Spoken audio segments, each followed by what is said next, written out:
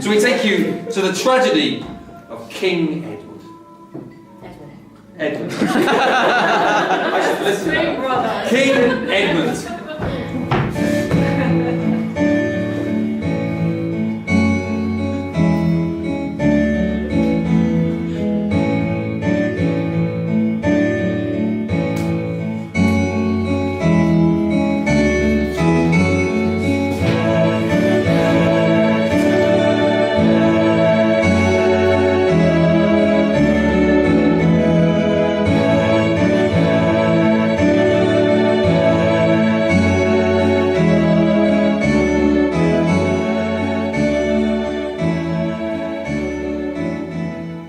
Hard work, to be sure, in the dungeon.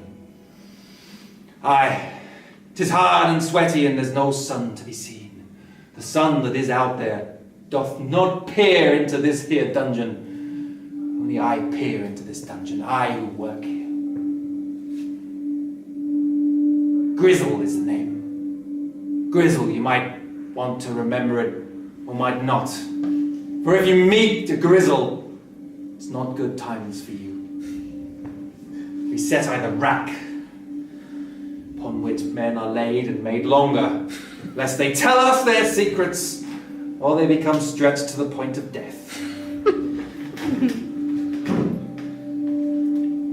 My king wishes me to extract words from people, and that's what I shall do. 'Tis my task, and I do it lightly. What ho! Here in the midday, on a cold winter afternoon. Lowly Grizzle, hard at your work, are you? Yes, Lord Lieutenant. I am resetting the rack, sire. That is good, for there will be many people to sit on it in this coming days, with the battle almost at an end. Yes. How fares the battle? I have not been up to the top to see from the turrets. It goes well. Oh, the king is very pleased. Fights the king this day, or stays he in his throne? He is very old. He stays in his throne and watches over the action. Know you that the Sergeant Edmund does quite well in the battles? Indeed. I am but his servant, as you are but the servant of all. I do the bidding of anyone who wishes someone tortured. I have another task for you. I wish you to go to the battlement and deliver this message. I am too misshapen to give such a message to... Aye, misshapen you are, and doubtless you cannot read. Therefore I know it is safe with you. You will give it to the twin brother Edward. Indeed. Edward, the brother of Edmund. Make sure he gets it before the clock strikes 8 times. 8 times. It is very important you not fail. I will do such a task. Fear not, for these squiggles upon this paper, they are nothing to me. I cannot read. You speak fair for a servant of your class. Here is some gold to make it worth your while. See that you do not fail. If you do succeed in your task, more recompense shall be found to you. I, Drizzle, will take this task as I have taken every task that's given me. Oh, for once, no one shall be tortured. Sorry. So you take on a surname, Grizzle the Drizzle. 'Tis my name, Lord Lieutenant. See that you don't fail. Get this message to Edward before the clock strikes 8. I shall.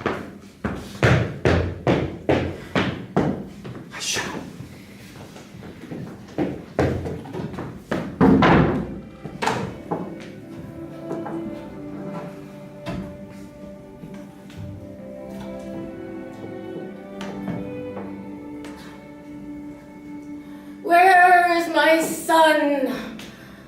The king should not have to wait upon his son or his other sons. Twin brothers born to me, Edmund and Edward. One fights fair and one fights foul. And yet I shall see who shall inherit this kingdom. By their very valor on this battlefield, they shall win my favor. For I, King Edward the First, do solemnly proclaim that should we succeed on this battlefield, then I shall give up the crown and give the kingdom to worthier, younger hands than mine.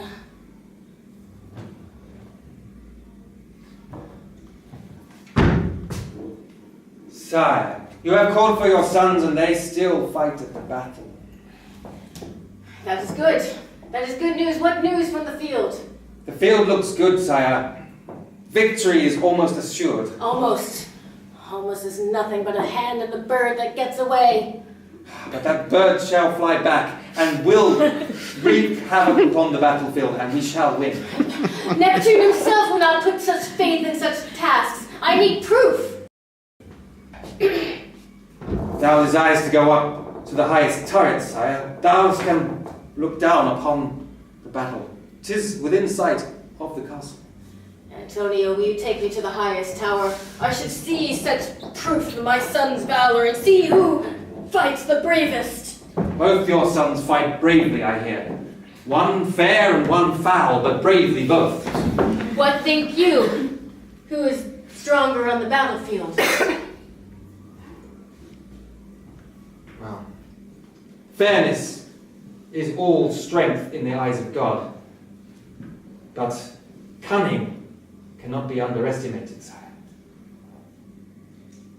Then you think Edmund is the one who shall inherit the crown, through his cunning indeed. Edmund is indeed cunning and sly, and would make a fierce, strong king. But Edward is too fair and too grave in his displeasure. He would be a fair king, but a fair king doth not win good battle. Your counsel is indisclusive. I need more incisive, necessary knowledge. It were if thou hast a sheep and a goat, sire. And if thou tends the sheep on one side of the hill and the goat upon the other side of the hill to eat the grass on the hill, the sheep shall eat and eat meekly, but the goat shall first eat the grass of the sheep's side, and then his own, thus having twice as much. I see your point.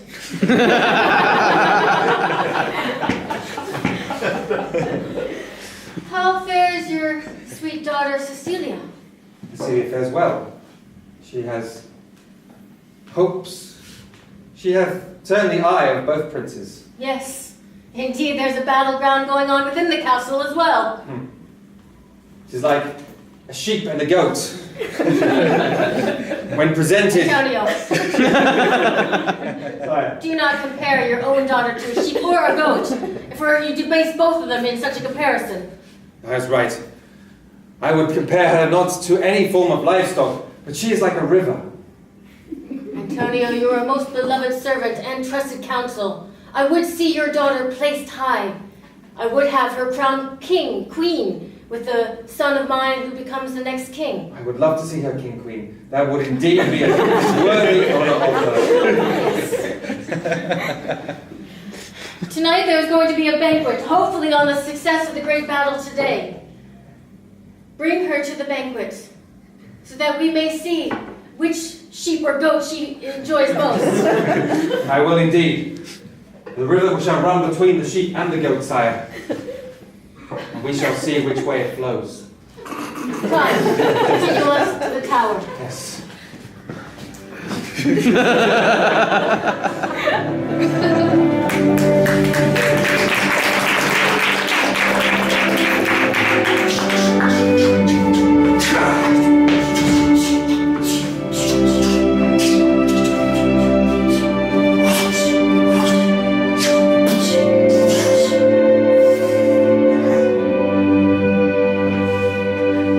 How goes the battle for you?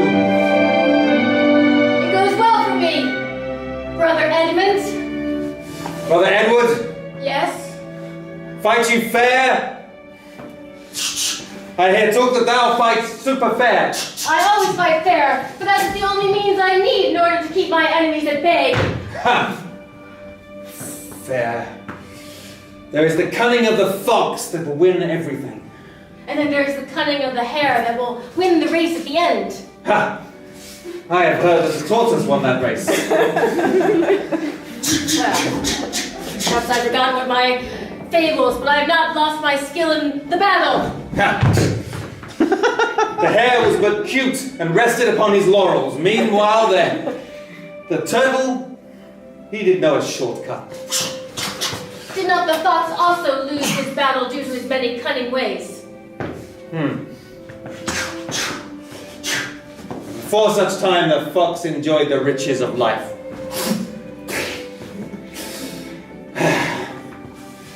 Know you that I have written a poem to the lovely Cecilia? Hast thou? Yes. Huh. For she finds fairness fair and foulness foul. She has no interest in your foulness. I have seen her across the room on many occasions. I think, as with all women, a bit of foulness does please them a bit. Lest he goes foul himself when trying to be fair, and then it becomes really foul, a smeary thing to be disdained. She will not with thee wed. We shall see upon that, if whether your poem shall beat the poem that I shall have written. See. It's like the battle grows thinner. I think we have won. Yes, they have surrendered. Great victory comes to us both, brother. Brother Edmund. Brother Edward, I should congratulate you. You have fought fair. And you have fought foul, and yet you have still conquered in the end. We shall see whose father's favor favors most. Father's favor will favor the one with the more blood on his sword. I see a messenger coming on. Does he come for me or for you, I wonder? At this distance, it is hard to tell.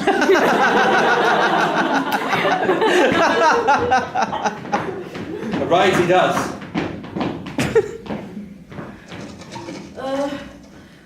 Pardon me, your graces.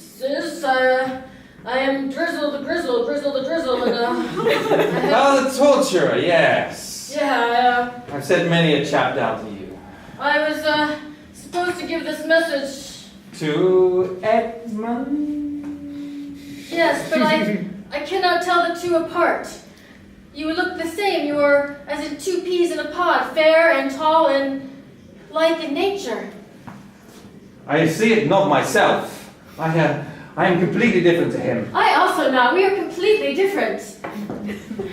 Well, if your graces would just tell me which of you is Edmund, then I will give to you the correct message that I am to give to you.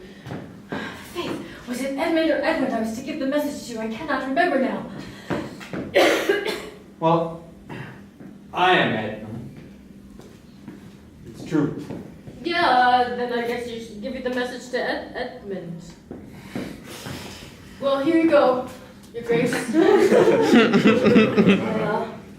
I wish you very well, and it is good to see that there will be so many people from my work. I see many prisoners.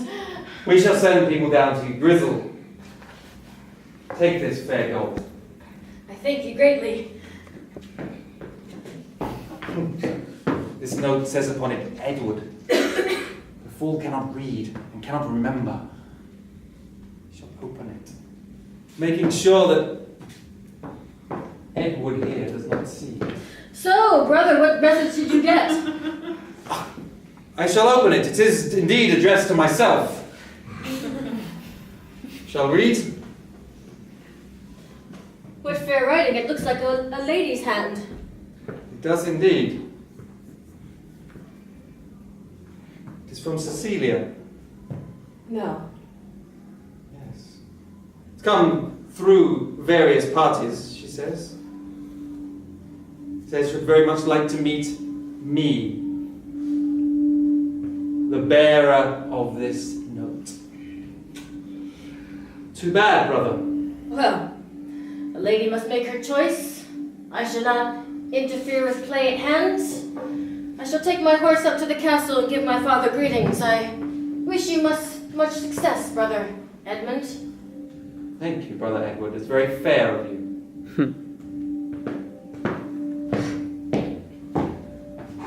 Tis as easy to trick a babe in a cart. I shall woo this Cecilia. Indeed, I shall have her. She shall be my wife. We shall see who father favours. I suspect me, for I today have killed more men than any other. And Cecilia, we'll see who she truly does favour.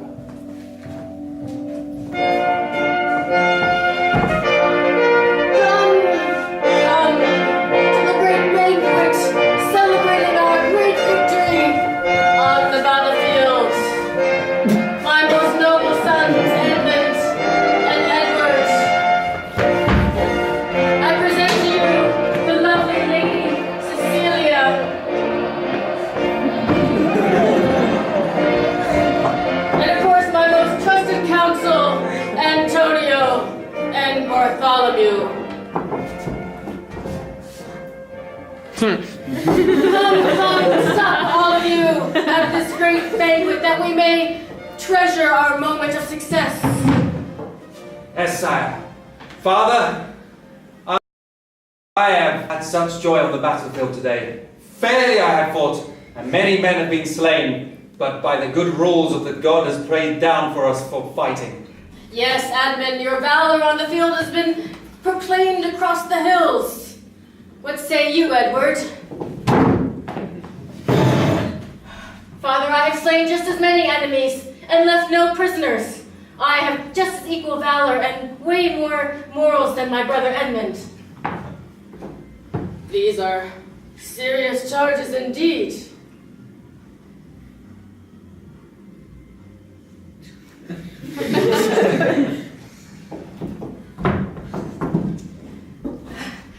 Is it true that you slayed so many people on the field?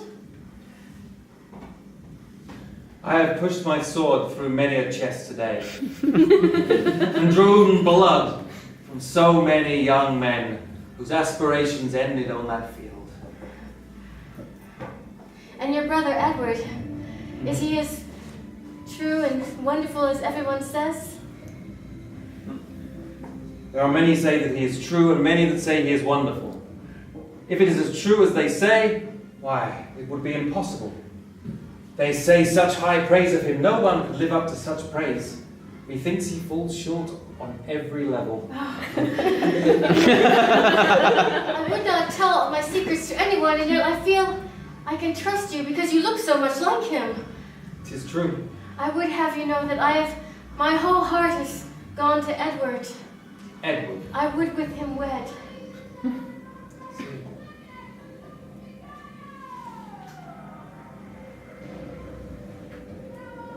Know you what my father plans? Does he plan to give me to Edward or to you? My father plans many things and says very little. One of us shall take the throne if the battle was a success, he says. The battle was a success. I feel he will say soon who shall take this. And I feel it will be me. He would make a mistake to go with my brother. And yet I love only Edward. Only Edward, but we are cut from the same tree. We are as the like. We are peas in a pod. We differ only in our morality. I would that I could just one night spend with Edward.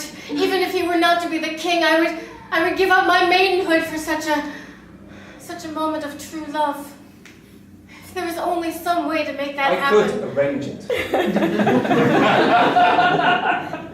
Tonight he will be in his chamber, alone. You could creep in, disguised as a servant. Yes, and Edward would be there. He would be there. And we could betroth ourselves, and once we have consummated our love, no one could say anything against our marriage. king could not decide, then it must be your decision. You would do that for me? I And for your brother? have a brother's love, and would do that for him and for you. Tonight, Thank you so much, to the feast. Your Grace. I feel it is time now to make the announcement. For as everyone knows here, I've grown old. Oh no, Father, you're still young and vibrant. Peace, Edward, peace. I have 2 sons I have been blessed, both great in battle, both great warriors. And yet, while as a king I do want my kingdom to be run by someone as sharp as the goat, I feel that the people need the honesty and the wool of a true sheep. I therefore proclaim that the kingdom shall go to Edward. Father, thus honor me. I will take this charge, and I will be a true king. I shall be fair. Tough where tough is needed, but fair in all other things, both of hair and of compassion. And I shall unto the people bring such justice, such truth, that I will be heralded as almost a good king as you, sir. This is all that we can hope for. Everyone raise a hurrah for the new king! Come now, Edward. We shall go into the chambers where I will show you the many rules and regulations that take the order of a king. My brother doth lie in his bed, waiting kings, awaiting a crown upon his head. Well, I will put a crown upon his head. A very axe-like crown. He shall not live out the night. And the Cecilia, well, she shall see what is done. First, she will come to the room she thinks he is in. 'Tis my room. But in poor light, we are but the same. Only in good light can you tell us apart. She may never see me in such light.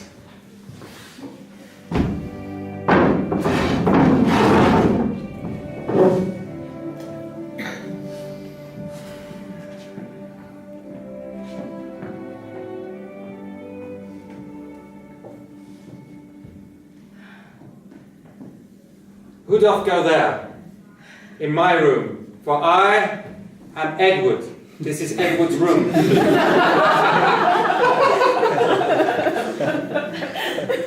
It is but the servant. I am here, just a humble servant, to turn back your bedclothes and make sure that you have all that you wish before you go tonight. Oh, good. Come in, servant, and replenish this water from the jug over there. I will. Oh, there is a claret of wine. Shall I pour some glasses? For you. A glass for you. Why not pour one for yourself, hard-working servant? I have not seen you before, servant. You must have been very pleased at the announcement. To be made king? Yes. Oh, 'tis an honor. I shall be a good king. Come, help me celebrate. I'm so nervous. Oh, I'm sorry. I'm so nervous. No matter. Why, 'tis Cecilia. I can see you despite the light being dim. You're my own true Edward. That I am. Oh, Edward.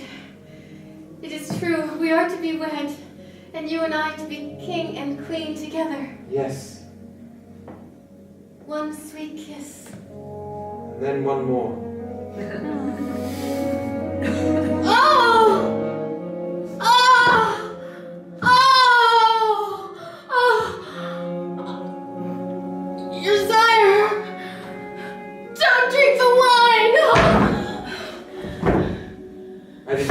drink the wine. I would not drink poisoned wine. And now I to my brother's room, where further surprises await him.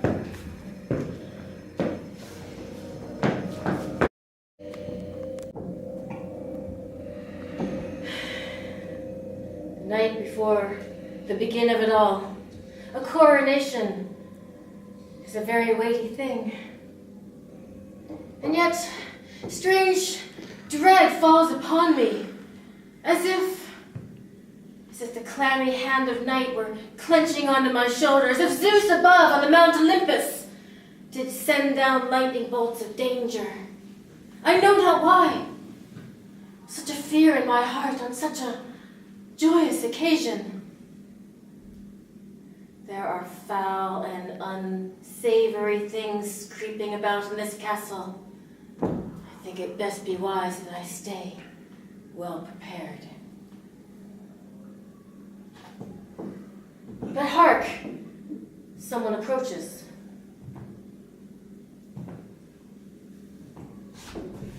My brother! How now, brother? It is good to see you. Come, have a glass of wine. I will indeed have wine. I have much thirst of wine. I have passed up one glass already tonight. No, you good Edmund, though we have fought many times in the past, I do want to keep you in my good stead. I will make sure that you inherit the dukedom of Northingham. The dukedom of Northingham. It is a worthy title, with much land and estate. 'Tis indeed a worthy title, but one I would rather bequeath to someone than to have myself. It sounds, brother, like you were jealous, as if when we were 2 years old and fought over the same tree trunk of toy. We have fought over many things in our times. Yes, we have. But this is not something to be fought over. Not everyone can be the king. Only one man can be king. My point exactly. Only one of us can be king. Only one of us would be the rightful king. It has been decided otherwise. Would you slay me here in my own chamber? I would do whatever is necessary. I have an axe. For such a purpose as to lay your kingly head beside your kingly body. You are not grown so young that I will not fight you to the end.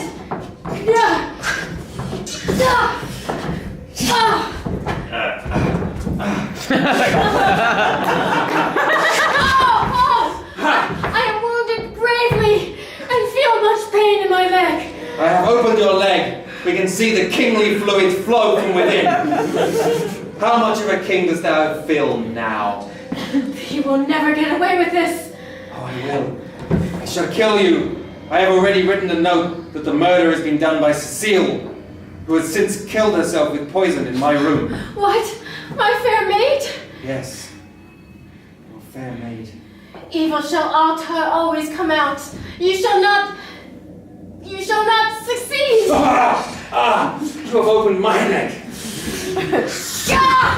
You have cut my arm off. My arm! You have severed my arm!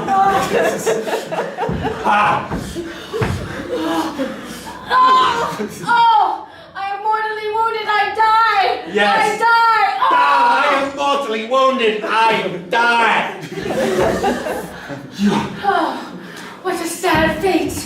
Well, once two brothers existed, now none shall exist. One shall become of the kingdom with no one to inherit.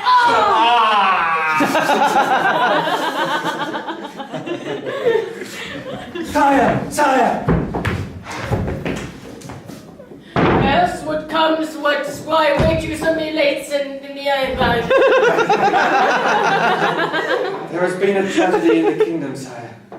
Both your sons lay slain. Both? Both. Both my sons. And my daughter too. No, say it is not so. I wish I could say such a thing, and I wish it was not so, and I wish life would continue as it was. But I cannot. What a gloomy pall upon our kingdom that once so great and joyous was just a few hours ago. Antonio, I am too weak and old. And this despair, I shall not live. Here is the mighty crown. I wish you. Sire. You have always been my trusted friend, my trusted counsel. You are my heir, and I shall live no more! Not, sire! What a horrid night this be. So much death. I almost would take the sword myself and cut my own life from me. But someone must rule. And I will not do so, for although I will bear such scars in my heart, I will live on in misery until such time as it comes to pass the crown.